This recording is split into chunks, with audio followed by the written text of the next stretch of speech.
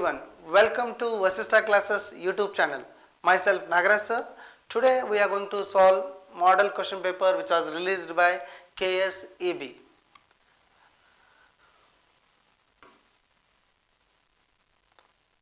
Okay, dear students, here there are two questions, multiple choice questions. ಇಲ್ಲಿ ನಿಮಗೆ ಬಹು ಆಯ್ಕೆಯ ಎರಡು ಪ್ರಶ್ನೆಗಳಿವೆ. ಹಾಗಾದರೆ ಮತ್ತೆ ಕೆತ್ತಡ ಶುರು ಮಾಡೋಣವಾ? Okay, let's begin with the first question. The SI unit of potential difference is. The SI unit of potential difference is. Option A, volt. Option B, ampere. Option C, coulomb. Option D, ohm meter. ಈ ನಾಲ್ಕು ಆಯ್ಕೆಗಳಲ್ಲಿ potential difference ಅನ್ನ ಅಳೆಯುವಂತ ಏಕಮಾನ ಯಾವುದಾಗಿದೆ? ಹಾಗಾದರೆ ಈ ನಾಲ್ಕರಲ್ಲಿರುವಂಥ ಸರಿಯಾದ ಉತ್ತರ ಯಾವುದು ಅಂತ ಹೇಳಿದರೆ ಸರಿಯಾದ ಉತ್ತರ ವೋಲ್ಟ್ ಆಗಿದೆ. ಪ್ರಿಯ ವಿದ್ಯಾರ್ಥಿಗಳೇ, ಇಲ್ಲಿ ಪೊಟೆನ್ಷಿಯಲ್ ಡಿಫರೆನ್ಸ್ ಅನ್ನ ಅಳೆಯುವ ಏಕಮಾನ ಕೇಳ್ತಾ ಇದ್ದಾರೆ, the SI unit of potential difference. ಹಾಗಾಗಿ ಇದಕ್ಕೆ ಉತ್ತರ ಯಾವುದಾಗಿದೆ? The right answer is volt. Instead of potential difference, if they asked the SI unit of electric current, then ampere will be the right answer. Okay, then for coulomb, instead of potential difference, if they asked what is the SI unit of electric charge, then coulomb is the right answer. Okay, the last one, ohm meter, is also one more option is there. Here it is wrong answer because the right answer is volt is there. If the question is changed, for example, SI unit of what? Resistivity, that is ohm meter. ಪ್ರಿಯ ವಿದ್ಯಾರ್ಥಿಗಳೇ, ನೀವು ಅರ್ಥ ಮಾಡ್ಕೋತಾ ಇದ್ದೀರಿ. ಈ model first model question paper ಅಲ್ಲಿ ಮೊದಲನೇ ಪ್ರಶ್ನೆ ಕೇಳ್ತಾ ಇದ್ದಾರೆ, the SI unit of potential difference is dash ಅಂತ. ಅದೇ ರೀತಿಯಾಗಿ ಬೇರೆ ನಾಲ್ಕು ಪ್ರಶ್ನೆಗಳು ಕೂಡ ಬರಬಹುದು. ಒಂದಂತೂ ಕಡಾಖಂಡಿತವಾಗಿ ಹೇಳಬಹುದು, ನಿಮಗೆ SI ಯೂನಿಟ್ಗೆ ಸಂಬಂಧಪಟ್ಟಂತ ಒಂದು ಪ್ರಶ್ನೆ ಖಂಡಿತವಾಗಿಯೂ ಕೂಡ ಬಂದೇ ಬರ್ತದೆ, ಸಿದ್ಧರಾಗಿರಿ. ಹಾಗಾದ್ರೆ ಈಗ ನೆಕ್ಸ್ಟ್ ಮುಂದಿನ ಪ್ರಶ್ನೆಗೆ ಹೋಗೋಣ. Okay, the second question, the reciprocal of focal length of a lens is. The reciprocal of focal length of a lens is. Option A, the power of lens. Option B, the radius of curvature of the lens. Option C, equal to the sum of object distance and image distance. Option D, equal to the difference between object distance and image distance. ಸ್ನೇಹಿತರೆ, ಪ್ರಶ್ನೆ clear ಆಗಿದೆ. ಏನು ಕೇಳ್ತಾ ಇದ್ದಾರೆ ನೋಡಿ, the reciprocal of focal length of the lens. ಯಾವುದು focal ಲೆಂತ್ನ ವೃತ್ಕುರ್ಮವಾಗಿದೆ, ರೆಸಿಪ್ರೋಕಲ್ ಆಗಿದೆ. ಹಾಗಾದರೆ ನಾವು ತಿಳಿದಂಥದ್ದು, ನಾವು ಕಲ್ತಿರುವಂಥದ್ದು ಏನಿದೆಪ್ಪ ಅಂತಂದರೆ, focal length is given by F and it is equals to what? 1/p, where F is use to denote focal length and P is use to denote power of lens. The question is the reciprocal of focal length is what? The power of the lens. So ಸರಿಯಾದ ಉತ್ತರ ಯಾವುದು ಅಂತಂದ್ರೆ option A, the power of lens is the reciprocal of what? Focal length. I hope you are getting the question. Next,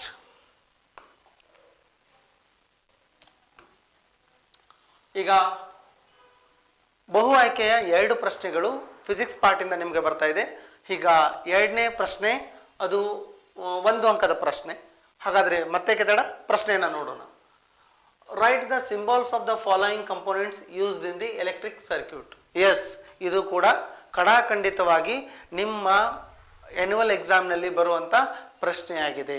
ಇಲ್ಲಿರುವಂಥ symbols change ಆಗ್ಬೋದು, ಬೇರೆ ಬೇರೆ ಸಿಂಬಲ್ಸ್ಗಳನ್ನು ಕೇಳ್ಬೋದು, ಆದರೆ ಕಡಾಖಂಡಿತವಾಗಿ ಒಂದು ಅಂಕದ ಒಂದು ಪ್ರಶ್ನೆಯನ್ನು ಅವರು ನಿಮ್ಮ ವಾರ್ಷಿಕ ಪ್ರಶ್ನೆ ಪತ್ರಿಕೆಯಲ್ಲಿ ಕೇಳ್ತಾರೆ.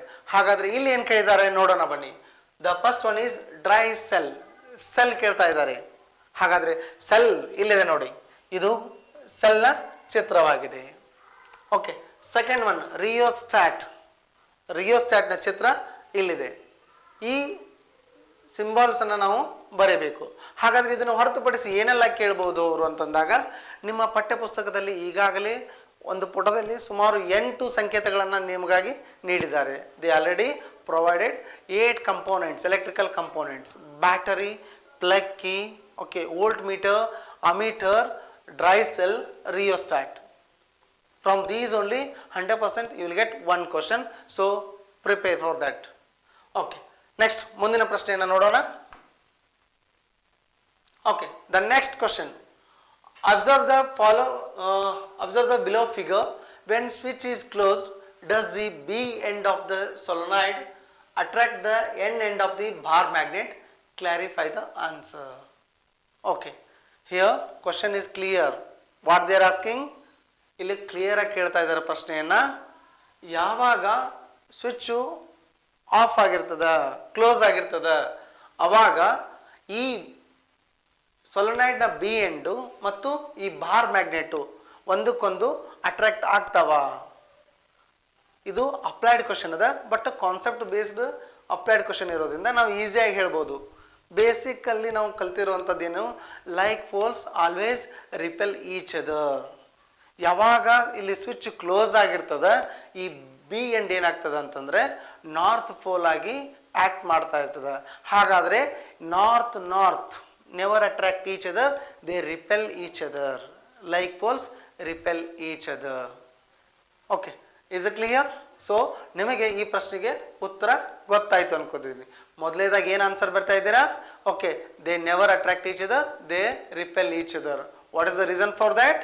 Because they are the like poles. Okay, ಮುಂದಿನ ಪ್ರಶ್ನೆಗೆ ಹೋಗೋಣ.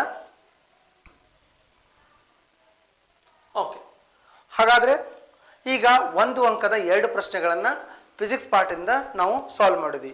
ಹಾಗಾದರೆ ಈಗ ನೆಕ್ಸ್ಟ್ ಪ್ರಶ್ನೆ ಬರ್ತಾ ಇರೋದು 2 ಅಂಕದ 3 ಪ್ರಶ್ನೆಗಳು ಇರ್ತವೆ. ಹಾಗಾದರೆ 2 ಅಂಕದ ಮೊದಲನೇ ಪ್ರಶ್ನೆ ಏನಾಗಿರ್ತದೆ ನೋಡೋಣ ಬನ್ನಿ. What precautionary measures have to be taken to avoid overload in domestic circuit? Yes, overload ತಪ್ಪಿಸಲು ನಮ್ಮ ಗೃಹ ಬಳಕೆಯ ಒಂದು ಕನೆಕ್ಷನ್ ಏನು ಎಲೆಕ್ಟ್ರಿಕ್ ಕನೆಕ್ಷನ್ ಇರ್ತದೆ, ಯಾವ ರೀತಿಯಾದಂಥ ನಾವು ತಯಾರು ಮಾಡ್ಕೊಂಡಿರಬೇಕು, ಸಿದ್ಧತೆಯನ್ನು ಮಾಡ್ಕೊಂಡಿರಬೇಕು ಅನ್ನುವಂಥ ಪ್ರಶ್ನೆ ಇದೆ. ಹಾಗಾದರೆ ಅದಕ್ಕೆ ಆನ್ಸರ್ ಏನು ಅನ್ನೋದನ್ನು ನೋಡೋಣ ಬನ್ನಿ. The first answer is the live and neutral wires in the circuit should not come in direct contact. Yes, positive wire ಮತ್ತು ನೆಗೆಟಿವ್ ವೈರ್ ಯಾವುದೇ ಕಾರಣಕ್ಕೂ ಡೈರೆಕ್ಟ್ ಕಾಂಟ್ಯಾಕ್ಟಲ್ಲಿ ಬರಲೇಬಾರ್ದು. That is the first precautionary method.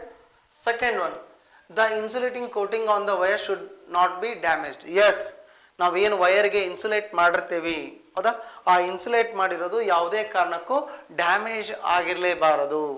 Okay, third point, there should be no fault in the electrical appliances. Yes, ಯಾವುದಾದ್ರೂ fault ಇರುವಂಥ electrical ಅಪ್ಲಯನ್ಸಸ್ನ ನಾವು use ಮಾಡಲೇಬಾರ್ದು.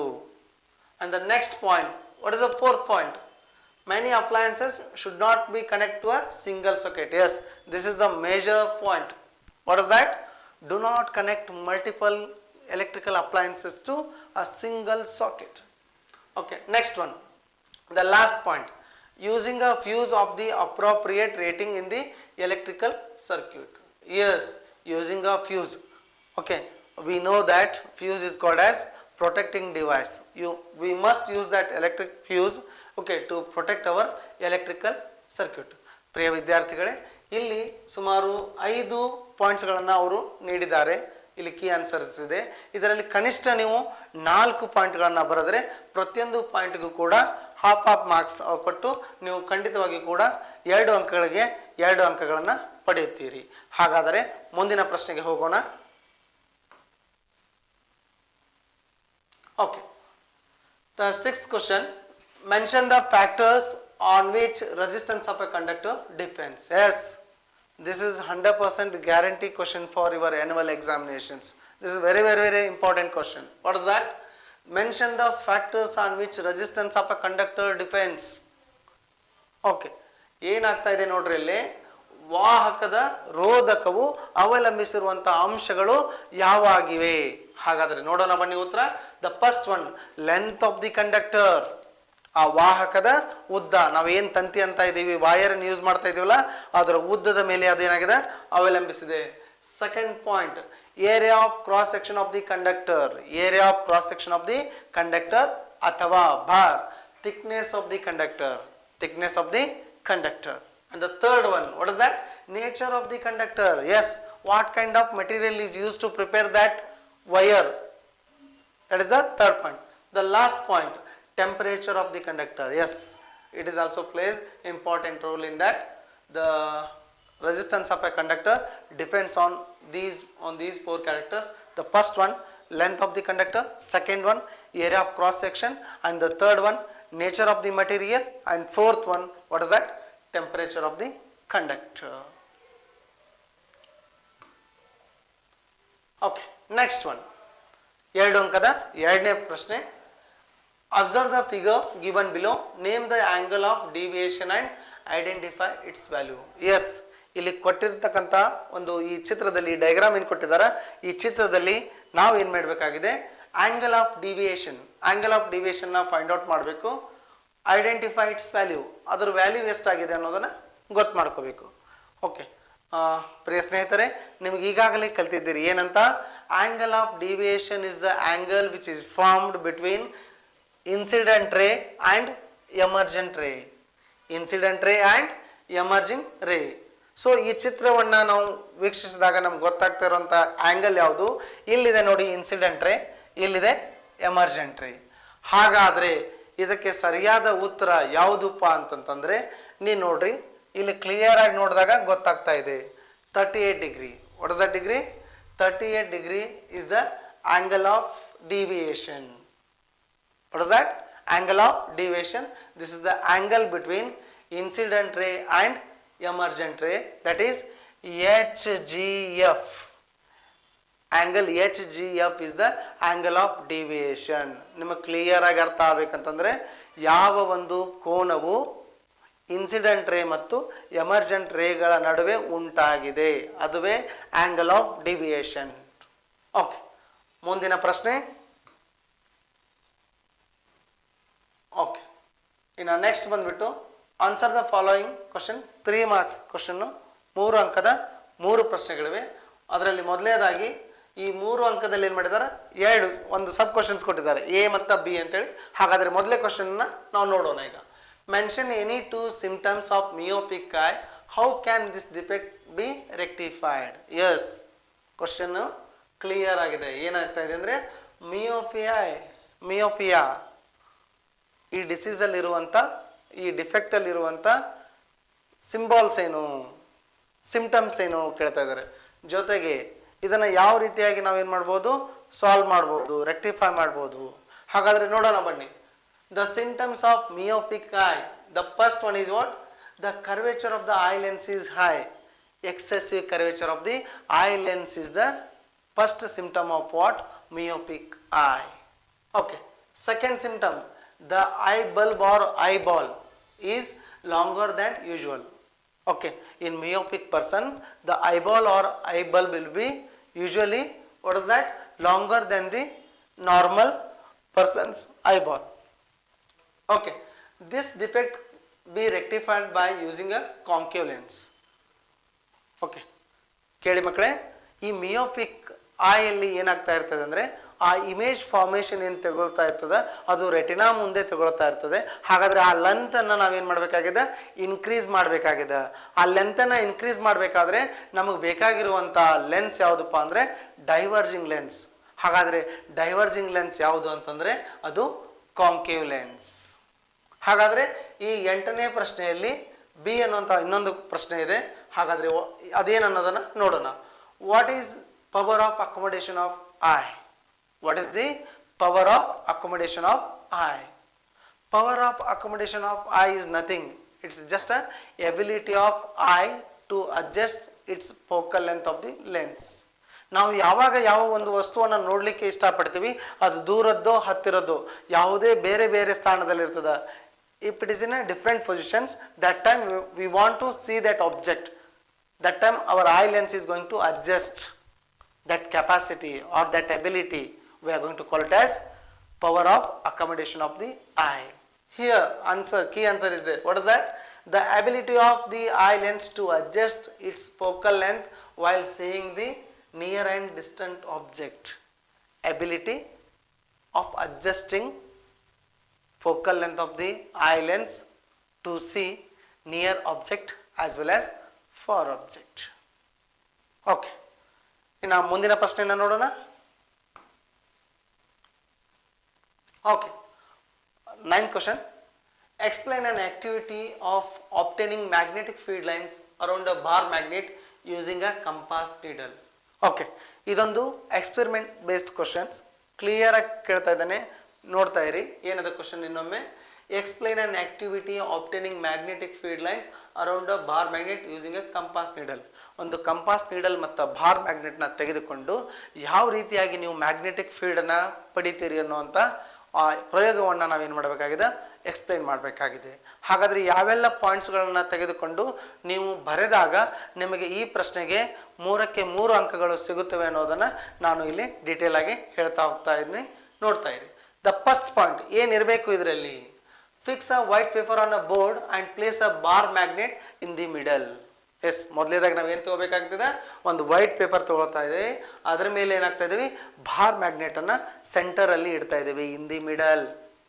Second point, ನಾವು place the magnetic needle close to the north pole of the bar magnet. Bar ಮ್ಯಾಗ್ನೆಟ್ಗೆ 2 pole ಇರ್ತಾವ, ಒಂದು north ಮತ್ತು south. ಅದರ ನಾರ್ತ್ ಪೋಲ್ಗೆ ನಿಯರ್ ಆಗಿ ನಾವು ಏನು ಇಡ್ತಾ ಇದ್ದೀವಿ? ಕಂಪಾಸ್ ನೀಡಲನ್ನು ಇಡ್ತಾ ಇದ್ದೀವಿ. Okay, third point, then the south pole of the compass needle will find to the north pole of the magnet. Then the south pole of the compass needle will point to the north pole of the magnet. ಆ compass ನೀಡಲ್ನ south pole ಏನಾಗಿದೆ ಅದು north pole of the magnet. ಆ north ಪೋಲ್ಗೆ ಏನಾಗಿರಬೇಕು? ಮುಖ ಮಾಡಿ ಇಟ್ಟಿರಬೇಕು. ನೆಕ್ಸ್ಟ್ ಫೋರ್ತ್ ಪಾಯಿಂಟ್, ನಾವು put a dark mark on the paper in the direction pointed by the north pole of the compass needle. ಆ ಕಂಪಾಸ್ ನೀಡಲ್ ಸೂಚಿಸುವಂಥ ಒಂದು ಪಾಯಿಂಟ್ಗೆ ನಾವು ಏನು ಮಾಡಬೇಕು? ಡಾಟ್ ಇಟ್ಟು ಮುಂದೆ ಹೊರಿಬೇಕು. ಹಾಗಾದ್ರೆ next point, the compass needle is now to be placed where is the south pole points the dot. ನಾವು ನಾರ್ತ್ ಪೋಲ್ನ ನಿಯರ್ ತಂದಾಗ ಅದು ಸೌತ್ ಪೋಲನ್ನು ತೋರಿಸ್ತಾ ಹೋಗ್ತದೆ. ಅದು ಎಲ್ಲೆಲ್ಲಿ ತೋರಿಸ್ತಾ ಹೋಗ್ತದೆ ಅಲ್ಲಿ ನಾವು ಪಾಯಿಂಟ್ ಇಡ್ತಾ ಇಡ್ತಾ ಇಡ್ತಾ ಹೋಗಬೇಕು. ನೆಕ್ಸ್ಟ್, ನಾವು put a dark mark on the dot mark on the paper in the new direction pointed by the north pole of the compass needle. ಹಾಗಾದರೆ ಈ ಕಂಪಾಸ್ ನೀಡಲ್ ಎಲ್ಲಿ ನಮಗೆ ನಾರ್ತ್ ಪೋಲ್ನ ತೋರಿಸ್ತಾ ಹೋಗ್ತದೆ ಅಲ್ಲಿ ಒಂದೊಂದು ಡಾಟ್ ಇಡ್ತಾ ಹೋಗಬೇಕು. ಇದನ್ನೇ ನಾವು ರಿಪೀಟ್ ಮಾಡ್ತಾ ಹೋದಂತೆ whenever we are going to repeat the same process for the different points on that paper, we will get the exact magnetic field of the bar magnet due to compass needle. ಮಕ್ಕಳೇ ಅರ್ಥ ಆಯಿತು ಅನ್ಕೋತಿದ್ದೀನಿ. ಇದು ಕೂಡ ಬಹಳಷ್ಟು ಪ್ರಮುಖವಾದಂಥ ಪ್ರಶ್ನೆ ಆಗಿದೆ. 90% chances ಅದ ಈ ಪ್ರಶ್ನೆ ಬರುವ ಸಂಭವ. ಹಾಗಾದರೆ ಮುಂದಿನ ಪ್ರಶ್ನೆಗೆ ಹೋಗೋಣ. ಇಲ್ಲಿ ನೋಡಿ, ಈ ಎಕ್ಸ್ಪೆರಿಮೆಂಟ್ ಬೇಸ್ ಕ್ವಶನ್ಗೆ ಆ magnetic field due to bar magnet ಅದರ ಬದಲಾಗಿ ಆರ್ ಕ್ವಶನ್ ಕೇಳಿದ್ದಾನೆ. ಏನಿದೆ? Explain experiment that shows a current carrying conductor when kept in the magnetic field experiences a mechanical force. When a current carrying conductor placed, where it is placed? See here, in the magnetic field, whether it experiences a mechanical force or not, we have to explain. Okay, ಮತ್ತೆ ತಡ explain ಮಾಡಿಬಿಡೋಣ. ಆ ಎಕ್ಸ್ಪ್ಲನೇಷನಲ್ಲಿ ಈ ಪಾಯಿಂಟ್ಸ್ಗಳು, ಇಲ್ಲಿ ಕೊಟ್ಟಿರುವಂಥ ಪಾಯಿಂಟ್ಸ್ಗಳು ಕಂಪಲ್ಸರಿಯಾಗಿ ಇರಲೇಬೇಕು. ಈ ಪಾಯಿಂಟ್ಸ್ಗಳನ್ನು ನೀವು ಮೆನ್ಷನ್ ಮಾಡಿದಾಗ ನಿಮಗೇನಾಗ್ತಾ ಇದೆ? ಸಂಪೂರ್ಣ ಅಂಕಗಳು, 3 ಅಂಕಕ್ಕೆ 3 ಅಂಕಗಳು ದೊರೀತವೆ. ಹಾಗಾದರೆ ಮೊದಲೇ ಪಾಯಿಂಟ್ ಏನಿದೆ ನೋಡೋಣ ಬನ್ನಿ. Take a small aluminium rod using 2 connecting wires, suspend it horizontally from a stand. Yes, ನಾವು ಏನು ಮಾಡ್ತಾ ಇದ್ದೀವಿ? ಇಲ್ಲಿ ಒಂದು ಸಣ್ಣ ಅಲ್ಯೂಮಿನಿಯಂ ರಾಡನ್ನು ತೆಗೆದುಕೊಂಡು ಅದಕ್ಕೆ ಏನು ಮಾಡ್ತಾ ಇದ್ದೀವಿ? ಕನೆಕ್ಟಿಂಗ್ ವೈರನ್ನು ಸುತ್ತಿ ಕಟ್ಟಿಕೊಂಡು ಫ್ರೀಯಾಗಿ ಏನು ಮಾಡ್ತಾ ಇದ್ದೀವಿ? ಅದನ್ನು ಬಿಡ್ತಾ ಇದ್ದೀವಿ. Suspended freely in horizontal. Next one, second point ಏನಿರಬೇಕು? Take a horseshoe magnet and place the aluminium rod in between the north and south pole of this magnet. Okay, ಮತ್ತೊಂದು ನಾವು ಹೇಳ್ತಾ ಇದ್ದೀವಿ ಹಾರ್ಶೂ ಮ್ಯಾಗ್ನೆಟ್. ನಾವು ಕನ್ನಡದಲ್ಲಿ ಏನಂತ ಕರಿತಾ ಇದೀವಪ್ಪ ಅಂತಂದರೆ ಲಾಳಕ ಅಂತ, ಕುದುರೆ ಲಾಳಕ ಅಂತ ಕರಿತೀವಿ. ಈ ಹಾರ್ಶೂ ಮ್ಯಾಗ್ನೆಟನ್ನು ತೆಗೆದುಕೊಂಡು ಏನು ಮಾಡ್ತಾ ಇದ್ದೀವಿ? ಅಲ್ಲೇ ನಾರ್ತ್ ಮತ್ತು ಸೌತ್ ಪೋಲ್ ನಡುವೆ ಬರುವಂತೆ ಆ ಅಲ್ಯೂಮಿನಿಯಂ ರಾಡನ್ನು ಏನು ಮಾಡ್ತಾ ಇದ್ದೀವಿ? ಸಸ್ಪೆಂಡ್ ಮಾಡಿ ಫ್ರೀಯಾಗಿ ಸ್ವತಂತ್ರವಾಗಿ ಬಿಡಬೇಕು. Next point, connect the aluminium rod in series to battery, a key and rheostat. ಹಾಗಾದರೆ ಈ ಎಕ್ಸ್ಪೆರಿಮೆಂಟ್ಗೆ ಮತ್ತಷ್ಟು ಬೇಕಾದಂಥ ವಸ್ತುಗಳು ಯಾವುವಪ್ಪ ಅಂತಂದರೆ ಬ್ಯಾಟರಿ ಬೇಕಾಗಿದೆ, ಒಂದು ಪ್ಲಗ್ ಕೀ ಬೇಕಾಗಿದೆ ಮತ್ತು ರಿಯೋಸ್ಟಾಟ್ ಬೇಕಾಗಿದೆ. ಈ ಮೂರುಗಳನ್ನು ನಾವು ಏನು ಮಾಡ್ತಾ ಇದ್ದೀವಿ, ಸೀರೀಸ್ ಕನೆಕ್ಷನಲ್ಲಿ ಕನೆಕ್ಟ್ ಮಾಡ್ತಾ ಇದ್ದೀವಿ, ಸೀರೀಸ್ ಕನೆಕ್ಷನ್. ಓಕೆ, ಮುಂದಿನ ಪಾಯಿಂಟ್, ನಾವು pass the current through the conducting wire. Yes, ನಾವು we are going to switch on. When we are going to switch on the connection, automatically the current will flow. Then rod displaces towards the left. ಅವಾಗ ಏನಾಗ್ತದಪ್ಪ ಅಂದ್ರೆ ಆ rod displays ಆಗುತ್ತೆ, ಸ್ಥಾನಪಲ್ಲಟಗೊಳ್ಳುತ್ತದೆ. ಯಾವ side ಆಗ್ತದೆ, left side ಆಗ್ತಾ ಇದೆ.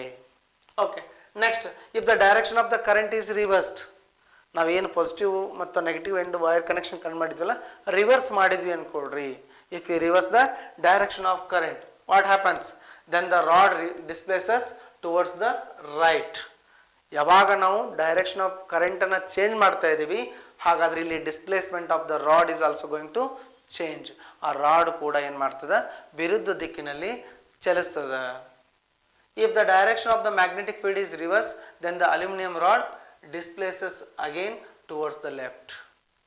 ನಾವೇನು ಮಾಡ್ತಾ ಇದ್ದೀವಿ, ಹಾಗಾದರೆ ಈ ಹಾರ್ಶು ಮ್ಯಾಗ್ನೆಟ್ ಏನದ ನಾರ್ತ್ ಮತ್ತು ಸೌತ್ ಪೋಲ್ ಆಗಿಟ್ಟಿದ್ವಿ, ಇದನ್ನು ಕೂಡ ರಿವರ್ಸ್ ಮಾಡಿದರೂ ಕೂಡ ಅಲ್ಲಿ ಅಲ್ಯೂಮಿನಿಯಂ ರಾಡನ್ನು ಏನು ಮೂಮೆಂಟ್ ಆಗ್ತಾ ಇದೆ, ಡಿಸ್ಪ್ಲೇಸ್ಮೆಂಟ್ ಆಗ್ತಾ ಇದೆ, ಅದು ಕೂಡ ಏನಾಗ್ತದೆ, ರಿವರ್ಸ್ ಆಗ್ತಾ ಇದೆ. ಹಾಗಾದರೆ ಈ ಎಲ್ಲ ಸ್ಟೆಪ್ಗಳನ್ನು ಕನ್ಸಿಡರ್ ಮಾಡಿದಾಗ, ಈ ಎಲ್ಲ ಪಾಯಿಂಟ್ಸ್ಗಳನ್ನು ಕನ್ಸಿಡರ್ ಮಾಡಿದಾಗ ನಾವು ಒಂದು ಕನ್ಕ್ಲೂಷನ್ ಬರ್ತಾ ಇದ್ದೇವೆ. Yes, when current carrying conductor is placed in a magnetic field is going to experience mechanical force. ಇನ್ನು ಶಾರ್ಟಾಗಿ ಕ್ಲಿಯರಾಗಿ ಹೇಳ್ಬೇಕಂತಂದರೆ, ಯಾವುದೇ ಒಂದು ಕರೆಂಟ್ ಪ್ರವಹಿಸುತ್ತಿರುವ ಒಂದು ವಾಹಕವನ್ನು ಮ್ಯಾಗ್ನೆಟಿಕ್ ಫೀಲ್ಡಲ್ಲಿ ಇಟ್ಟಾಗ ಅದೇನಾಗ್ತದ, ಮೆಕ್ಯಾನಿಕಲ್ ಫೋರ್ಸನ್ನ ಎಕ್ಸ್ಪೀರಿಯನ್ಸ್ ಮಾಡ್ತದ. ಓಕೆ, ನೆಕ್ಸ್ಟ್ ಮುಂದಿನ ಪ್ರಶ್ನೆ. Okay, 10th question, draw a ray diagram to show the image formation when an object is kept behind C in front of a concave mirror. Mention the nature, position of the image formed. Here she is what? Center of curvature of the mirror. Okay, ನೋಡಿ ಸ್ನೇಹಿತರೆ, ಇಲ್ಲಿ ಏನು ಮಾಡ್ತಾ ಇದ್ದಾರೆ, concave mirror ಅನ್ನ ತೆಗೆದುಕೊಂಡಿದ್ದಾರ. ಯಾವ mirror ತೆಗೆದುಕೊಂಡಿದ್ದಾರೆ, ಈ ಕಾಂಕೇವ್ ಮಿರರ್ ಅನ್ನ ತೆಗೆದುಕೊಂಡಿದ್ದಾರ. ಈ ಕಾಂಕೇವ್ ಮಿರರ್ ಅನ್ನ ತೆಗೆದುಕೊಂಡು ವಸ್ತುವನ್ನ, ಆಬ್ಜೆಕ್ಟ್ ಎಲ್ಲಿ ಇಟ್ಟಿದ್ದಾರೆ ನೋಡ್ರಿ, ಇಲ್ಲಿ ಸಿ ಅದ, ಸಿ ಯ ಹಿಂದುಗಡೆ ಇಟ್ಟಿದ್ದಾರೆ. ಇಲ್ಲಿ ಎ ಬಿ ಏನಿದೆ, ಈ ಎ ಬಿ ಅನ್ನುವಂಥದ್ದು ವಸ್ತುವನ್ನ ಸೂಚಿಸ್ತಾ ಇದೆ. A B is denoting the object. ಇದೇನಾಗ್ತದೆ ಇಲ್ಲಿ ನೋಡ್ರಿ, ಇದು ಕಾಂಕೇವ್ ಮಿರರ್. ಯಾಕೆ ಕಾಂಕೇವಪ್ಪ ಅಂತಂದ್ರೆ the curved inwards, the reflecting surface is curved inwards. ಹಾಗಾದ್ರೆ ಅವ್ರ ಪ್ರಶ್ನೆ ಏನಾಗಿದೆ, ಹಾಗಾದ್ರೆ image formation where it takes place, ಎಲ್ಲಿ ತೆಗೆದುಕೊಳ್ತದೆ. ಹಾಗಾದ್ರೆ ಸರಿಯಾದ ಉತ್ತರ ಯಾವುದಪ್ಪ ಅಂದ್ರೆ the image formation will takes place in between the C and F. When object is placed behind C in front of a concave mirror, the image formation takes place in between C and F. Okay, look here. Here AB is the object, but here what we are getting, B dash, A dash we are getting. AB is like this, but the image what we are getting, that is like in this direction. It shows it is an inverted image. And the next one, the image formation which is takes place in front of the mirror. In front of the mirror means what? That is a real image. The nature of the image is real and inverted. Look here, this is inverted,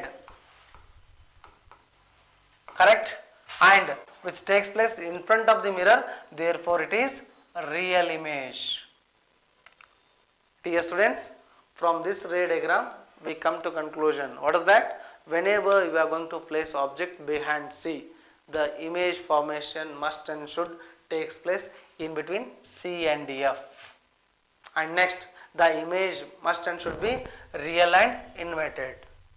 And the next one more point will be there. What is that? What is the size? Compared to object, the image size will be small. The image size will be small. Okay. Next, ಹಾಗಾದರೆ ಮುಂದಿನ ಪ್ರಶ್ನೆಗೆ ಹೋಗೋಣ. Okay, ಇನ್ನು 4 ಅಂಕದ 2 ಪ್ರಶ್ನೆಗಳು ಈ physics ಪಾರ್ಟಲ್ಲಿ ಬರ್ತಾ ಇದೆ. ಪ್ರಿಯ ಮಕ್ಕಳೇ, ಈ 4 ಅಂಕದ ಪ್ರಶ್ನೆಗೆ ಹೋಗೋ ಮುಂಚೆ ನಾನು ನಿಮ್ಗೊಂದು ಮಾತು ಹೇಳ್ತಾ ಇದ್ದೀನಿ.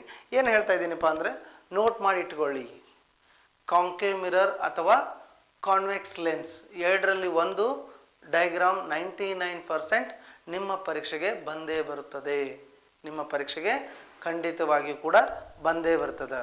ಹಾಗಾದರೆ ನೀವು ಕಾಂಕೇವ್ ಮಿರರ್ನ 6 ರೇ ಡಯಾಗ್ರಾಮ್ಗಳನ್ನು, ಕಾನ್ವೆಕ್ಸ್ ಲೆನ್ಸ್ನ 6 ಡಯಾಗ್ರಾಮ್ಗಳನ್ನು ನೀವು ಖಂಡಿತವಾಗಿ ಪ್ರಾಕ್ಟೀಸ್ ಮಾಡಲೇಬೇಕಾಗಿದೆ. ಹಾಗಾದರೆ ಬನ್ನಿ ಇನ್ನು 4 ಅಂಕದ ಪ್ರಶ್ನೆಗಳನ್ನು ನೋಡೋಣ. ಆಲ್ರೆಡಿ ನಾನು ಹೇಳಿದ್ದೀನಿ, ಫಿಸಿಕ್ಸ್ ಪಾರ್ಟಲ್ಲಿ 2 4 ಅಂಕದ ಪ್ರಶ್ನೆಗಳು ಬರ್ತಾ ಇದ್ದಾವೆ. ಓಕೆ, ಈ 4 ಅಂಕದ ಪ್ರಶ್ನೆಗಳಲ್ಲಿ ಅವರು ಎ ಮತ್ತು ಬಿ ಎಂಬುವಂಥ 2 ಸಬ್ ಕ್ವಶನ್ಸ್ಗಳನ್ನ ಕೊಟ್ಟಿದ್ದಾರೆ. ನೋಡೋಣ. First one, observe the below table which of the below listed electrical appliances consumes more energy. Yes, ಇಲ್ಲಿ ಏನು ಮಾಡ್ತಾ ಇದ್ದಾರೆ, ಮೊದಲೇ ಪ್ರಶ್ನೆಯಲ್ಲಿ 2 ಎಲೆಕ್ಟ್ರಿಕಲ್ ಅಪ್ಲಯನ್ಸಸ್ ಅನ್ನು ಅವರು ನಮಗೆ ಕೊಡ್ತಾ ಇದ್ದಾರೆ. ಕೊಟ್ಟು ಪ್ರಶ್ನೆ ಕೇಳ್ತಾ ಇದ್ದಾರೆ. ಏನಂತ ಕೇಳ್ತಾ ಇದ್ದಾರೆ, ಇದರಲ್ಲಿ ಯಾವುದು ಹೆಚ್ಚು ಎನರ್ಜಿಯನ್ನು ಬಳಸಿಕೊಳ್ತಾ ಇದೆ, ವಿಚ್ ಕನ್ಸ್ಯೂಮ್ಸ್ ಮೋರ್ ಎನರ್ಜಿ. ಹಾಗಾದರೆ ಟೇಬಲ್ ನೋಡೋಣ. ಯಾವ್ಯಾವ ಅಪ್ಲಯನ್ಸಸ್ಸು, electric appliances. First one TV. ಎಷ್ಟು ಎಲೆಕ್ಟ್ರಿಕ್ ಪವರ್ ಕನ್ಸ್ಯೂಮ್ ಮಾಡ್ತಾ ಇದೆ? 250 ವ್ಯಾಟ್. ಆ 250 ವ್ಯಾಟ್ ಇರುವಂಥ ಟಿವಿ ಅದ. ಹಾಗಾದರೆ ಎಷ್ಟೊತ್ತಿನವರೆಗೂ ಅದನ್ನು ಯೂಸ್ ಮಾಡ್ತಾ ಇದ್ದಾರೆ? ಟೈಮ್ ಆಫ್ ಯೂಸ್ 4 hours, 4 ಗಂಟೆಗಳ ಕಾಲ ಅದನ್ನು ಯೂಸ್ ಮಾಡ್ತಾ ಇದ್ದಾರೆ. ಹಾಗಾದರೆ ಎರಡನೇದು ಯಾವುದು? ಟೋಸ್ಟರ್. ಓಕೆ, ಅದರದ್ದು ಎಷ್ಟು ಪವರ್? 1200 watt, 1200 watt. ಹಾಗಾದರೆ ಅದನ್ನು ಎಷ್ಟು ಗಂಟೆ ಯೂಸ್ ಮಾಡ್ತಾ ಇದ್ದಾರೆ? 1 ಗಂಟೆ, 1 hour. ಹಾಗಾದರೆ ಈ ಎಲ್ಲ ಡಾಟಾವನ್ನು ನೋಡಿದಾಗ ನಾವು ಉತ್ತರವನ್ನು ಬರೀಬೇಕಾಗಿದೆ. We have to answer which electrical appliances consumes more energy. ಹಾಗಾದರೆ ಬನ್ನಿ ಇದಕ್ಕೆ ಕೊಡೋದಪ್ಪ. ಇದನ್ನು ಯಾವ ರೀತಿ ತಿಳಿಸೋದು ಅಂದರೆ, ನಾವು ತಿಳಿದಿದ್ದೇವೆ. ಏನು ತಿಳಿದಿದ್ದೇವೆ? Electrical energy consumed by any device is calculating by using the formula. What is that? Electrical energy is equals to power into time of usage. ಎಷ್ಟೊತ್ತಿನವರೆಗೆ ಅದನ್ನು ಯೂಸ್ ಮಾಡಿದಾರ ಮತ್ತು ಅದರ ಪವರ್ ಎಷ್ಟು. ಹಾಗಾದರೆ ಮೊದಲನೇದಾಗಿ ನಾವು ಎದನ್ನು ನೋಡೋಣ? Electrical energy consumed by TV. Okay, power ಎಷ್ಟದದ್ದು? 250 ವ್ಯಾಟ್. ಓಕೆ, ಎಷ್ಟೊತ್ತವರೆಗೆ ಯೂಸ್ ಮಾಡಿದಾರ? 4 hours. ಹಾಗಾದರೆ ಒಟ್ಟು energy 25 4s 100. Here 1 0. Okay, totally 1000. What is the SI unit of energy? SI unit of energy is joule. 1000 joule. ಹಾಗಾದರೆ ಇಲ್ಲಿ ಟಿವಿ ಕನ್ಸ್ಯೂಮ್ ಮಾಡ್ತಕ್ಕಂಥ energy ಎಷ್ಟಪ್ಪ ಅಂತಂದರೆ 1000 joule. ಹಾಗಾದರೆ ಬನ್ನಿ ಎರಡನೇ ಡಿವೈಸ್ನ ನೋಡೋಣ. ಎರಡನೇ ಡಿವೈಸ್ ಯಾವುದಪ್ಪ? ಟೋಸ್ಟರ್ ಅದ. ಹಾಗಾದ್ರೆ ಅದನ್ನ ಶಾರ್ಟ್ ಫಾರ್ಮ್ ಅಲ್ಲಿ ಬರ್ತಾ ಇದ್ದೀನಿ, ಇ ಟಿ ಬರ್ತಾ ಇದ್ದೀನಿ. ಇಲ್ಲಿ ಇ ಟಿ ಅಂದರೆ ಟೋಸ್ಟರ್ ಕನ್ಸ್ಯೂಮ್ ಮಾಡಿದಂಥ ಎನರ್ಜಿ ಎಷ್ಟು ಅಂತ. ಹಾಗಾದರೆ ಪಿ ಇಂಟು ಟಿ ಆಲ್ರೆಡಿ ಹೇಳಿದ್ದೀನಿ. ಪಿ ಅಂದರೆ ಏನಪ್ಪ ಅಂತಂದರೆ power of the electrical appliances. ಇಲ್ಲಿ ನಾವು ಟೋಸ್ಟರ್ ಕನ್ಸಿಡರ್ ಮಾಡಿದ್ದೀವಿ. ಹಾಗಾದರೆ ಇಲ್ಲಿ ಪಿ ಅಂದ್ರೇನು? Power of toaster. ಎಷ್ಟು ಕೊಟ್ಟಿದ್ದಾನ ಟೇಬಲಲ್ಲಿ? 1200. ಹಾಗಾದರೆ ಎಷ್ಟು ಗಂಟೆಗಳ ಕಾಲ ಅದನ್ನು ಯೂಸ್ ಮಾಡಿದಾರ? 1 hour. 1200 into 1 is 1200. ಹಾಗಾದರೆ ಯೂನಿಟ್ ಏನಿದ್ರದ್ದು? ಜೌಲ್. ಇವೆರಡು ಎನರ್ಜಿನ ಕಂಪೇರ್ ಮಾಡಿದಾಗ, ಟಿವಿ ಮತ್ತು ಟೋಸ್ಟರ್ನ ಎರಡು ಎನರ್ಜಿನ ಕಂಪೇರ್ ಮಾಡಿದಾಗ ಏನಾಗ್ತಾ ಇದೆ? Toaster consumes 200 joule more than the TV. ಹಾಗಾದರೆ ನಾವು ಬರಿಬೇಕಂತ answer, we are going to write the answer. Toaster consumes more energy compared to TV. ಅರ್ಥ ಆಯ್ತಾ ಮಕ್ಕಳೇ? ಇದು ಖಂಡಿತವಾಗಿ ಒಂದು ಪ್ರಶ್ನೆ ಈ ಫಾರ್ಮುಲಾ ಮೇಲೆ ನಿಮ್ಮ ಪರೀಕ್ಷೆಯಲ್ಲಿ ಬರುತ್ತೆ. ಅವರು ಇಲ್ಲಿ ಪ್ರಶ್ನೆ ಕೇಳಿದ್ದಾರೆ. ಏನಂತ ಕೇಳಿದಾರ? ಎಲೆಕ್ಟ್ರಿಕಲ್ ಎನರ್ಜಿಯನ್ನು ಕ್ಯಾಲ್ಕುಲೇಟ್ ಮಾಡಿ ಅಂತ ಕೇಳಿದಾರ. ಇದರ ಬದಲಾಗಿ ಅವರು ಪವರನ್ನು ಕ್ಯಾಲ್ಕುಲೇಟ್ ಮಾಡಿ ಅಂತ ಕೇಳ್ಬೋದು, ಅಥವಾ ಎಷ್ಟೊತ್ತಿನವರೆಗೆ ಅದನ್ನು ಯೂಸ್ ಮಾಡಿದ್ದಾರೆ ಅಂತ ಕೇಳ್ಬೋದು. ಆಲ್ರೆಡಿ ಎನರ್ಜಿಯನ್ನು ಕೇಳಿದಾರ, ನಾನು ಆಲ್ರೆಡಿ ತಿಳಿಸಿದ್ದೇನೆ. ನೀವು ಈ ಫಾರ್ಮುಲಾವನ್ನು ಬಳಸಿಕೊಂಡು ಲೆಕ್ಕವನ್ನು ಬಿಡಿಸಲಿಕ್ಕೆ ಸಿದ್ಧರಾಗಬೇಕು. Must and should prepare for this formula. Is it clear? Okay, ಹಾಗಾದರೆ ಈಗ ಮುಂದಿನ ಪ್ರಶ್ನೆಗೆ ಹೋಗೋಣ.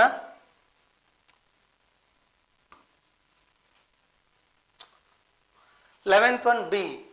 2 ohm and 4 ohm resistors are connected in parallel. Okay, ಇಲ್ಲಿ ಏನು ಮಾಡ್ತಾ ಇದ್ದಾರೆ ನೋಡ್ರಿ, 2 ಓಮ್ ಮತ್ತು 4 ohm 2 ohm and 4 ohm resistors are connected in parallel.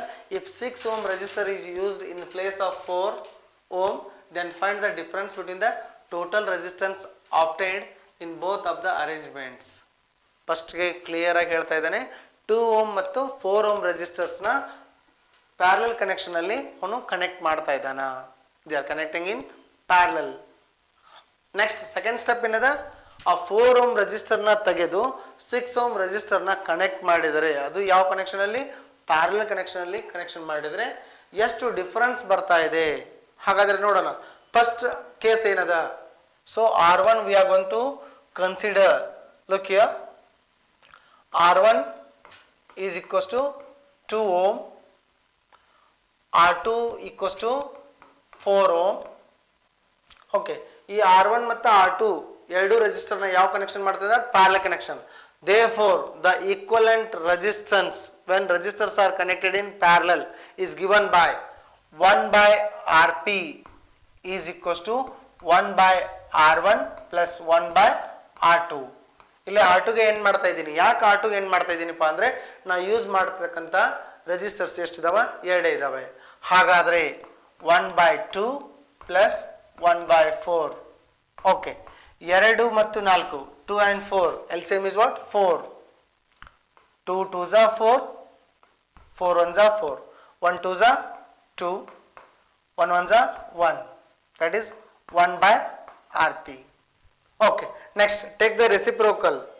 Rp equals to, what is that, 4 by 3. What is that, 4 by 3 ohm.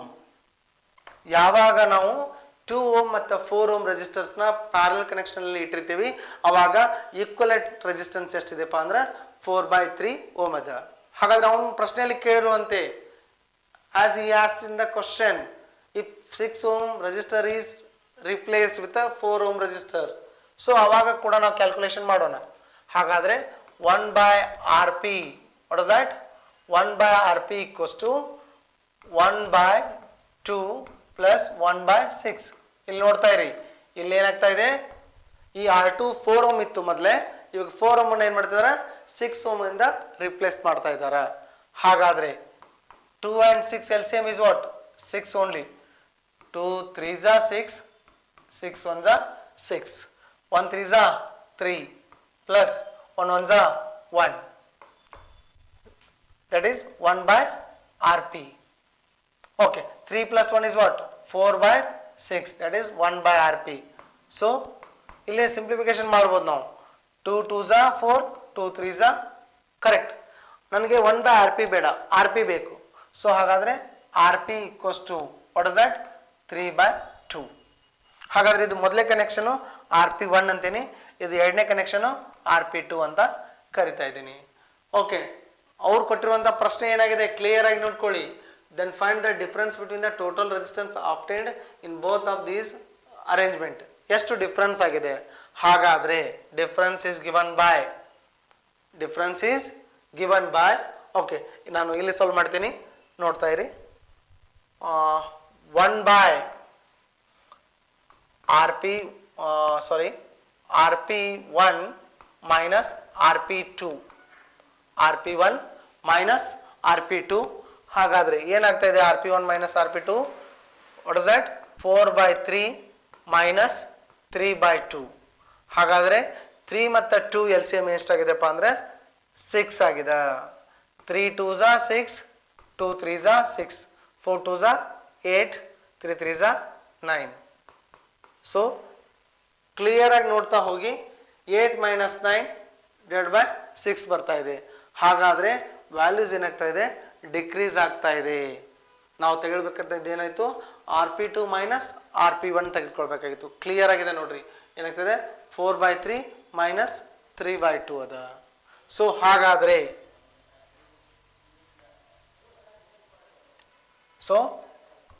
Rp2 minus Rp1, what is that, 3 by 2 minus 4 by 3. 2 and 3 LCM is what, 6, correct. 2 3s are 3 2s are 3 3s are 9, 4 2s are 8. 9 minus 8 is 1, 1 by 6 ohm. Yes, the total resistance difference between RP1 connection and RP2 connection is what? 1 by 6 ohm.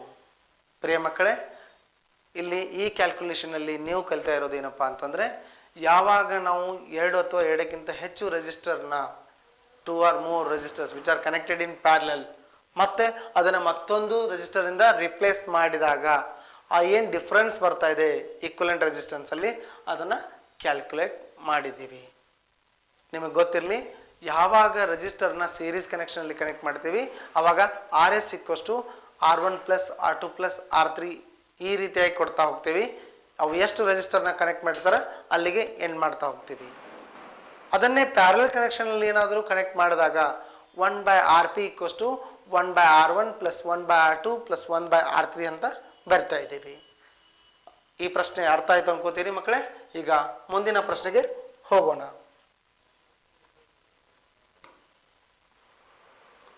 Okay, ನೋಡಿ ಮುಂದಿನ ಪ್ರಶ್ನೆ ಅದೇ ಪ್ರಶ್ನೆಯಲ್ಲಿ R question ಕೊಟ್ಟಿದ್ದಾನ. ಹಾಗಾದ್ರೆ ಏನದ ಪ್ರಶ್ನೆ ಓದೋಣ ಬನ್ನಿ. A 350 watt bread toaster is used 6 hours a day. A 250 watt iron box is used 4 hours a day. If these appliances are used for 30 days, then calculate the total cost of energy consumption at the rate of 4 rupees for 1 kilowatt hour. Here 1 kilowatt hour is the commercial unit of electrical energy. 1 kilowatt hour ಗೆ 4 rupeesನ ಅವರು ಏನು ಮಾಡ್ತಾ ಇದ್ದಾರೆ, ಬಿಲ್ಲನ್ನು pay ಮಾಡಬೇಕಾಗಿದೆ. ಹಾಗಾದರೆ ಒಟ್ಟಾರೆಯಾಗಿ ಈ 350 ವ್ಯಾಟ್ ಬ್ರೆಡ್ ಟೋಸ್ಟರ್ನ ಪ್ರತಿದಿನ 6 ಗಂಟೆ, 250 ವ್ಯಾಟ್ ಐರನ್ ಬಾಕ್ಸ್ನ 4 ಗಂಟೆ ಯೂಸ್ ಮಾಡಿದಾಗ ಎಷ್ಟು ಎಲೆಕ್ಟ್ರಿಸಿಟಿ ಬಿಲ್ಲನ್ನು ಅವರು ಕಟ್ಟಬೇಕಾಗುತ್ತೆ ಅನ್ನೋದನ್ನು ನಾವು ಕ್ಯಾಲ್ಕುಲೇಟ್ ಮಾಡಬೇಕಾಗಿದೆ. ಸಾರಿ, ಬನ್ನಿ ನೋಡೋಣ. ಹಾಗಾದರೆ ಯಾವುದಿದೆ ಫಾರ್ಮುಲಾ? ಆ ಫಾರ್ಮುಲಾ ಯಾವುದಪ್ಪ ಅಂತಂದರೆ, ಆಲ್ರೆಡಿ ನಾವು ಪ್ರೀವಿಯಸ್ 2 ಮಾರ್ಕ್ಸ್ ಕ್ವಶನಲ್ಲಿ ಒಂದನ್ನು ಸಾಲ್ವ್ ಮಾಡಿದ್ವಿ. ಏನು? Electrical energy is consumed is equals to power into time. What is that? Power into time. So ಹಾಗಾದರೆ ಇಲ್ಲಿ 2 ಡಿವೈಸ್ ಕೊಟ್ಟಿದ್ದಾರೆ. ಪ್ರತಿಯೊಂದು ಡಿವೈಸ್ನ ಸಪ್ರೇಟ್ ಆಗಿ ನಾವೇನು ಮಾಡೋಣ, ಎನರ್ಜಿನ ಕ್ಯಾಲ್ಕುಲೇಟ್ ಮಾಡೋಣ. ಬಂದಂಥ ಉತ್ತರವನ್ನು 2 ಉತ್ತರಗಳನ್ನು ಕೂಡಿಸಿಕೊಂಡು 4ರಿಂದ ಮಲ್ಟಿಪ್ಲೈ ಮಾಡೋಣ. Multiply with 4 to get what is the exact bill for 30 days usage. So first one ಯಾವುದನ್ನು ಯೂಸ್ ಮಾಡ್ತೀನಿ ಅಂತ ಇದ್ದೀನಪ್ಪ ಅಂತಂದರೆ, ಬ್ರೆಡ್ ಟೋಸ್ಟರ್ನ EB ಅಂತ ಕರಿತಾ ಇದ್ದೀನಿ. EB is what? Energy consumed by bread toaster. ಅದರ ವ್ಯಾಟ್ ಎಷ್ಟದ? 350 ವ್ಯಾಟ್. ಟೈಮ್ ಎಷ್ಟದ ರೀ? 6 hours ಪರ್ ಡೇ. ಒಂದೇ ದಿನ ಯೂಸ್ ಮಾಡ್ತಾ ಇಲ್ಲ, 30 days ಯೂಸ್ ಮಾಡ್ತಾ ಇದ್ದಾರೆ. ಹಾಗಾದರೆ ನೋಡಿ ಏನಾಗ್ತಾ ಇದೆ ಇಲ್ಲಿ. 6 3s 18. 350 ಹೆಂಗದ ಹಂಗೆ ಬರ್ತಾ ಇದ್ದೀನಿ. 6 3s 18. ಇಲ್ಲೊಂದು 0 correct. Okay, again here one 0, here one 0, totally 2 zeros I am going to write. Then 18 5s 90. 9 will be carry. Then 18 3s 54. 18 3s 54. 54 plus 9. 54 plus 9 is what? 63. Totally 63,000 joule energy is consumed. But ನಾವು electricity ಬಿಲ್ಲನ್ನು kilowatt ಅವರಲ್ಲಿ pay ಮಾಡ್ತಾ ಇದ್ದೀವಿ. ಹಾಗಾಗಿ ಏನು ಮಾಡಬೇಕು, ಅದನ್ನು divide by 1000 ಮಾಡಬೇಕು. 63,000 ಡಿವೈಡ್ ಬೈ 1000 ಮಾಡಿದಾಗ ನಮಗೆ ಸಿಗ್ತಾ ಇರೋದು 63 ಕಿಲೋವ್ಯಾಟ್ ಅವರ್. ಎಷ್ಟು ಎನರ್ಜಿ ಕನ್ಸ್ಯೂಮ್ ಮಾಡ್ತಾ ಇದೆ ಬ್ರೆಡ್ ಟೋಸ್ಟರ್? ಇದು ನೋಡ್ತದೆ ಬ್ರೆಡ್ ಟೋಸ್ಟರಲ್ಲಿ 63 ಕಿಲೋವ್ಯಾಟ್ ಅವರ್. ಹಾಗಾದರೆ ನೆಕ್ಸ್ಟ್ ಬರ್ತಾ ಇರೋದು ಯಾವುದಪ್ಪ ಅಂತಂದ್ರೆ, ಮತ್ತೊಂದು ಡಿವೈಸ್ ಅದ. ಯಾವುದು ಆ ಡಿವೈಸು? Iron box. ಹಾಗಾದರೆ ಐರನ್ ಬಾಕ್ಸ್ ಕನ್ಸ್ಯೂಮ್ ಮಾಡೋದಂಥ ಎನರ್ಜಿ ಎಷ್ಟಿದೆಪ್ಪ ಅಂತಂದರೆ, okay, that is P into T. Correct? Power is 250 watt into time 4 hours day. How many days? 30 days. Okay. Here on 0, here on 0. Totally 2 zeros. 25 4 is 100, 100 3 is 300. Okay, total ಆಗಿ ಎಷ್ಟು energy consume ಆಗ್ತಾ ಇದೆಯಪ್ಪ ಅಂದ್ರೆ 30,000 joule. 30,000 joule ಎಷ್ಟ್ರಿ? ಈ 30,000 joule energy consume ಆಗ್ತಾ ಇದೆ. ಹಾಗಾದ್ರೆ ಇದನ್ನ ಎದಕ್ಕೆ ಕನ್ವರ್ಟ್ ಮಾಡ್ಬೇಕು? ನಾನು ಕಿಲೋವ್ಯಾಟ್ ಅವರ್ಗೆ ಕನ್ವರ್ಟ್ ಮಾಡಬೇಕು. 30,000 divided by 1000.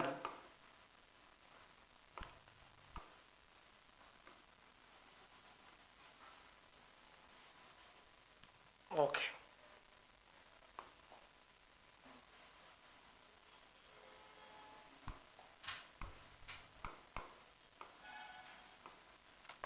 Answer what we are getting?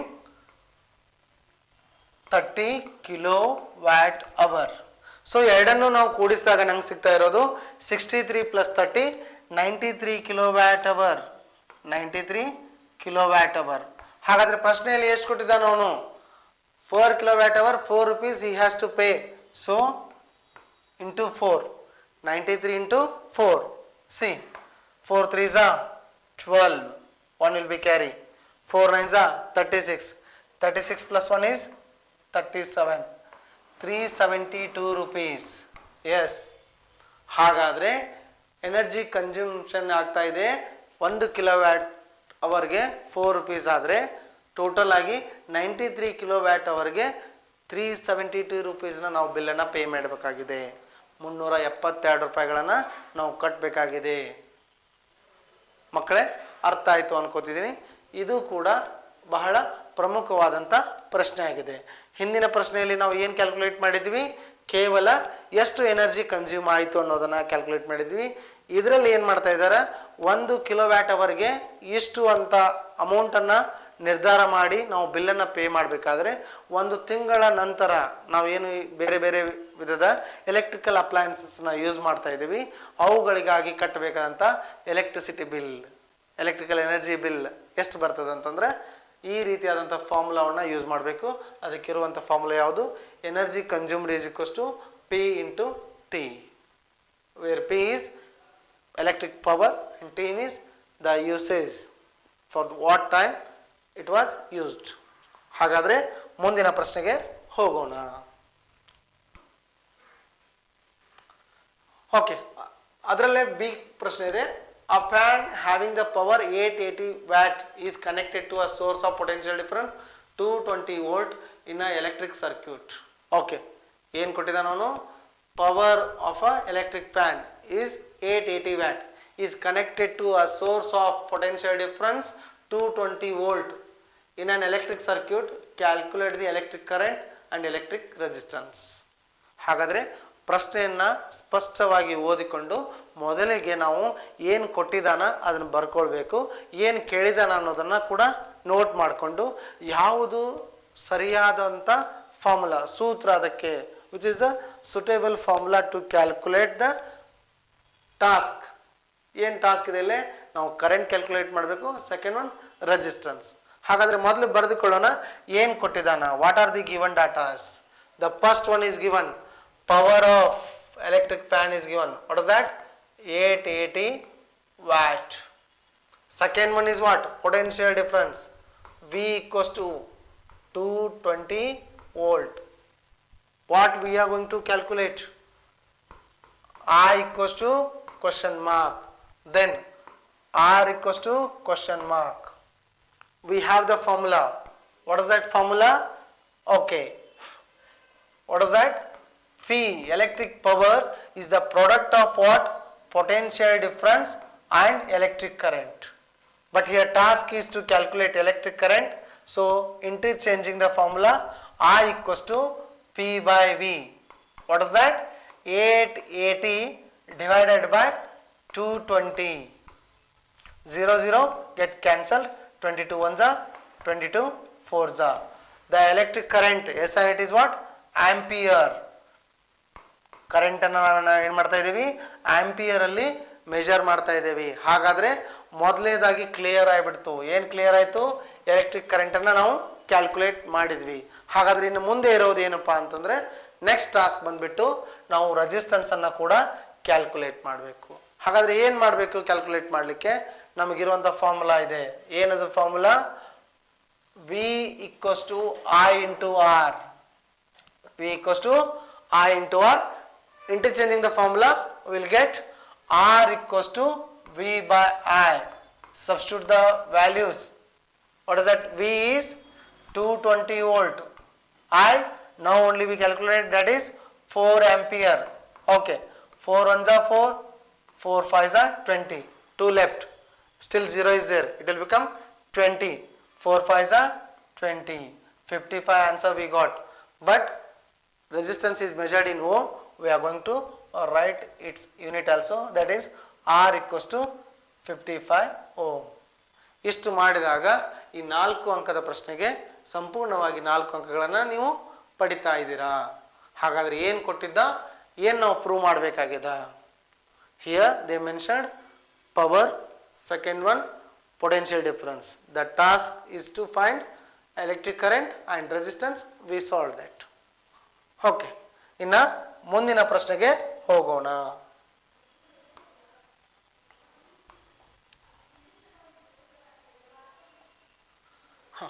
ಹನ್ನೆರಡನೇ ಪ್ರಶ್ನೆ, state the loss of refraction of light. ಈ 12ನೇ ಪ್ರಶ್ನೆಯಲ್ಲಿ ಕೂಡ ಎ ಮತ್ತು ಬಿ ಅಂತ ಸಬ್ ಕ್ವಶನ್ಸ್ ಕೊಟ್ಟಿದ್ದಾನೆ. ಹಾಗಾದ್ರೆ ಏನು ಮೊದಲೇ ಪ್ರಶ್ನೆ? State the laws of refraction of light. Laws of refraction of light, the first one ಏನಿದೆ? First law, the incident ray, the refracted ray and the normal to the interface of two transparent media at the point of incidence all lie on the same plane. Okay, ಇಲ್ಲಿ refraction ಅಲ್ಲಿ first law ಏನು ಹೇಳ್ತಾ ಇದೆ ಅಂತಂದ್ರೆ, incident ರೇ, refracted ray and normal to the interface of two media all lies in the same plane. This is the first law. ಈ ವಕ್ರೀಭವನದ ಮೊದಲನೇ ನಿಯಮ ಹೇಳ್ತಾ ಇದೆ. ಏನು ಹೇಳ್ತಾ ಇದೆ? ಇನ್ಸಿಡೆಂಟ್ ರೇ, ರಿಫ್ರಾಕ್ಟೆಡ್ ಅಂದ್ರೆ ಬೆಂಡ್ ಆಗಿರುವಂಥದ್ದು ray. Third one normal to the interface of two media, all three lies on the same plane. ಹಾಗಾದ್ರೆ ಸೆಕೆಂಡ್ ಲಾ ಏನಪ್ಪ? Second law, the ratio of sine of angle of incidence to the sine of angle of refraction is a constant for the sorry, the second law, the ratio of sine of angle of incidence to the sine of angle of refraction is a constant for the light of a given color and given pair of media. ಯಾವ ಒಂದು ಎರಡು ಮೀಡಿಯಾಗಳನ್ನು ಕೊಟ್ಟಿರ್ತಾರ, ಮಾಧ್ಯಮಗಳನ್ನು ಕೊಟ್ಟಿರ್ತಾರ ಮತ್ತು ಒಂದು ಬಣ್ಣದ ಒಂದು ಬೆಳಕನ್ನು ಕೊಟ್ಟಿರ್ತಾರ, ಆ ಬಣ್ಣದ ಬೆಳಕಿನ ಸೈನ್ ಯಾವುದ್ರ sine? Incidence, angle of incidence ಮತ್ತು ಆಂಗಲ್ ಆಫ್ ರಿಫ್ರಾಕ್ಷನ್, ಇವು ಎರಡೂಗಳ ಸೈನುಗಳ ಅನುಪಾತ ಏನಾಗಿರ್ತದೆ? ಸ್ಥಿರವಾಗಿರ್ತದ. ಒಂದೊಂದ್ಸಲ ಹೇಳ್ತಾ ಇದ್ದೀನಿ ನೋಡಿ. The ratio of sine of angle of incidence to the sine of angle of refraction is constant for the given color and for the given pair of media.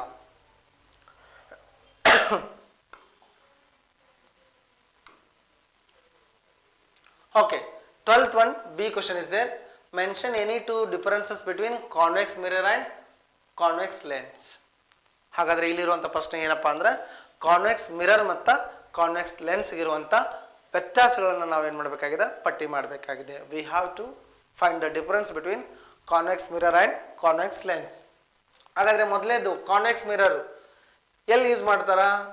ಯಾವ application ಮೇಲೆ, ಯಾವ ಕಾನ್ಸೆಪ್ಟ್ ಮೇಲೆ ವರ್ಕ್ ಆಗ್ತದೆ ಅಂದರೆ, it works on the reflection phenomena, reflection of light. In convex lens ಎದ್ರ ಮೇಲೆ work ಮಾಡ್ತದೆ? Refraction of light. Reflection, refraction. Bouncing back of a ray of light is what? Reflection. Okay, bending of a ray of a light is what? Refraction. ಹಾಗಾದ್ರೆ ಇನ್ನೊಂದು, convex mirror is a diverging light which ಡೈವರ್ಜಸ್ the light ray, but convex lens converges light ray. Diverging is what? Convex mirror. Converging is what? Convex lens. Next, convex mirror always forms virtual and erected image. Yes, convex mirror always forms virtual and erected image. ಇದು ಯಾವ ರೀತಿಯಾದಂಥ ಇಮೇಜನ್ನು ಉಂಟು ಮಾಡ್ತದಪ್ಪ ಅಂದ್ರೆ, ಮಿಥ್ಯ ಮತ್ತು erected, ನೇರವಾದಂಥ ದೋಷಪೂರಿತವಂಥ ಇಮೇಜನ್ನು ಇದು ಉಂಟು ಮಾಡ್ತದೆ. But come to the point, what is that? Convex lens. convex lens forms both the images, real as well as inverted image, erected image, both the image it is going to form. ಹಾಗಾದರೆ ಇವು ಎಲ್ಲ ಏನಿದಾವೆ ವ್ಯತ್ಯಾಸಗಳಿದ್ದಾವೆ. ಪ್ರಿಯ ಮಕ್ಕಳೇ note ಮಾಡಿಕೊಳ್ಳಿ. ಏನಪ್ಪ ಅಂತಂದರೆ ನಿಮಗೆ ಖಡಾಖಂಡಿತವಾಗಿ convex mirror concave lens ಅಥವಾ convex mirror convex lens ಆಯಿತು. ನೆಕ್ಸ್ಟ್ ಒಂದು ಇರೋದು ಕಾಂಕೇವ್ ಮಿರರ್ ಕಾಂಕೇವ್ ಲೆನ್ಸ್, ಇದ್ರ ಮೇಲೆ ಡಿಫ್ರೆನ್ಸ್ ಬರ್ಬೋದು. ಅಥವಾ concave mirror convex mirror, concave lens convex lens. ಈ ರೀತಿಯಾಗಿ ಈ ಮೂರು ಪ್ರಶ್ನೆಗಳಲ್ಲಿ ಒಂದು ಪ್ರಶ್ನೆ ನಿಮ್ಮ ಪರೀಕ್ಷೆಯಲ್ಲಿ ಖಡಾಖಂಡಿತವಾಗಿ ಬಂದೇ ಬರ್ತದೆ. ಹಾಗಾದರೆ ಮತ್ತೆ ತಡ ಇವತ್ತಿನ ಈ ಕ್ಲಾಸಿನಲ್ಲಿ ನಾವೇನು ಮಾಡ್ತಾ ಇದ್ದೀವಿ, ಒಟ್ಟು ಫಿಸಿಕ್ಸ್ ಪಾರ್ಟಲ್ಲಿ ಬರತಕ್ಕಂಥ ಅಷ್ಟು ಪ್ರಶ್ನೆಗಳನ್ನು ನಾವೇನು ಮಾಡ್ತಾ ಇದ್ದೀವಿ ಇವತ್ತು ಸಾಲ್ವ್ ಮಾಡಿದ್ದೀವಿ. ಹಾಗಾದರೆ ನಮ್ಮ ಈ ಕ್ಲಾಸ್ ನಿಮಗೆ ಇಷ್ಟವಾದರೆ ಕೂಡಲೇ ನಮ್ಮ ಐಕಾನ್ ಬಟನ್ನ ಒತ್ತಿ ನಮ್ಮ ಚಾನಲ್ಗೆ ಸಬ್ಸ್ಕ್ರೈಬ್ ಆಗಿ